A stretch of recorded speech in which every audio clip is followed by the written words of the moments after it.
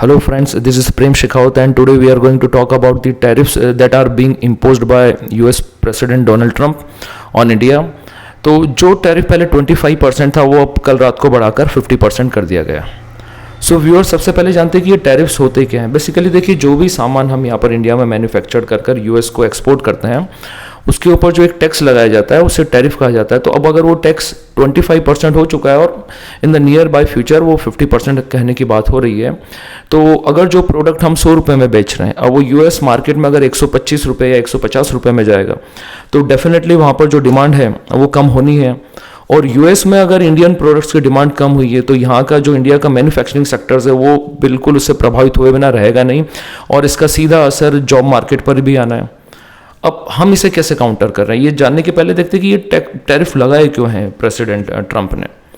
Trump कह रहे हैं कि आप जो रशिया से सस्ता क्रूड ऑयल खरीद रहे हैं तो दैट्स वाई कि हम आपके ऊपर टैरिफ लगा रहे हैं, क्योंकि जो पैसा आप रशिया में इन्वेस्ट कर रहे हैं क्रूड ऑयल खरीदने के बाद में वो पैसा रशिया यूज़ कर रहा है वॉर अगेंस्ट यूक्रेन, और इससे यूरोप के और अमेरिका के जो हमारे इंटरेस्ट है वो डायरेक्ट थ्रेटन हो रहे हैं। तो इस वजह से आपको सबक सिखाने के लिए हम टैरिफ्स लगा रहे हैं और वो तो बिल्कुल ओपन, बिल्कुल एकदम खुले में ट्रंप ये बात कह रहा है। नाउ डिपेंड करता है हम इसे कैसे काउंटर करते हैं। देखिए, भारतीय मीडिया तो इस चीज़ को बताने में लगा है कि जो यूएस प्रेसिडेंट है डोनाल्ड ट्रंप वो एक नॉन सीरियस कैरेक्टर है।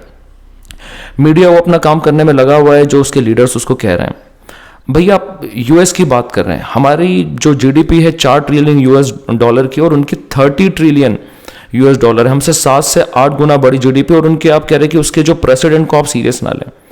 तो भारतीय मीडिया की गंभीरता आप देख सकते हैं। दैट्स वाई कि वर्ल्ड फ्रीडम इंडेक्स में हम 151 पोजीशन पर हैं आउट ऑफ 180 कंट्रीज, तो बहुत शर्म की बात है।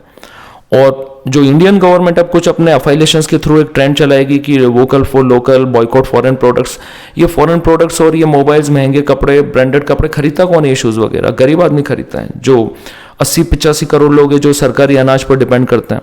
तो ये ट्रेंड किसके लिए चला रहे हैं? मिस जनता को बिल्कुल मूर्ख बनाना है। बिल्कुल ठीक है, हम जानते हैं कि प्रॉब्लम है, वो हमारे हाथ में नहीं, बट आप एटलीस्ट पब्लिक को यूँ तो मत कहिए कि कुछ भी नहीं हो रहा है, कुछ चीज़ें सारी नॉर्मल चल रही है।